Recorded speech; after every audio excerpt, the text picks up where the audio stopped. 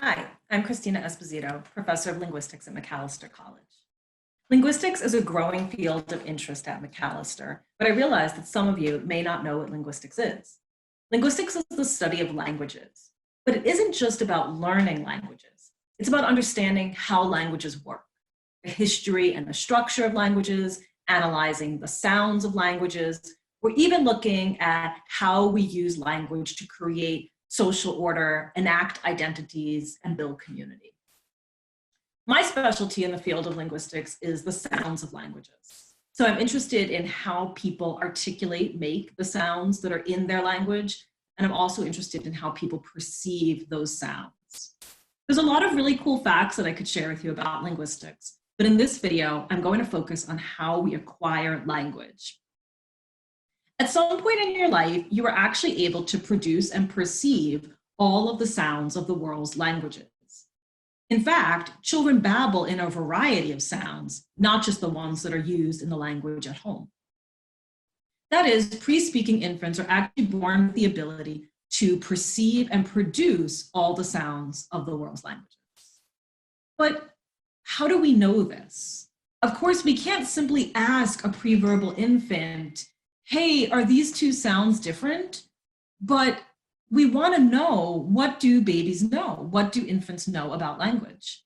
So linguists created a very clever experiment to test infant speech perception. It's called a sucking rate experiment. And in such an experiment, a baby is sucking on a bottle with sensors attached to it. First, the baby's normal sucking rate is established. But then a stimulus is played repeatedly, such as ba, ba, ba, ba. When the baby hears the stimulus for the first time, they get excited and the sucking rate increases. But as the baby becomes accustomed or habituated to the sound, the sucking rate decreases and levels off. Essentially, the baby is becoming bored. The baby doesn't want to hear ba anymore. They've lost interest in this, right? Then a new stimuli is played, such as pa, pa, pa. The minute the stimuli switches over, so I'll do that again, and this time I'll switch it over, ba, ba, ba, pa. The minute I switch to pa, the baby's sucking rate increases, demonstrating that they understand the difference or can hear the difference and process the difference between ba and pa. Now, those two sounds are pretty distinct, and I use them in this video to help explain what is happening in the experiment. But babies are also able to hear really subtle differences. So now I'm going to do that again, but I'm going to use a much more subtly distinct contrast. Da, da, da, da. Did you know that I switched in between two sounds? Here, I'll do it again, and I'll raise my hand when I switch. Da, da, da, da. Those second two T sounds were actually different from the first two. And while you, as an adult hearer, might have struggled to hear the difference between the two, infants, regardless of their native language or the language that's spoken around them in their home, will actually be able to hear the difference between those sounds.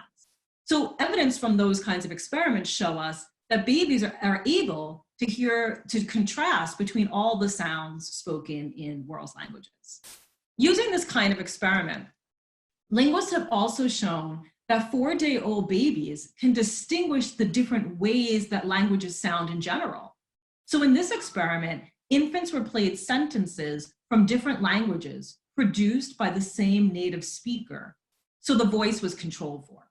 The infant's sucking rate increased the moment the speaker transitioned from one language to another. So let's say the speaker starts out speaking German and then moves into French. The minute that person transitions between German and French, the sucking rate increases, again suggesting that infants are attuned to the differences in sounds of languages.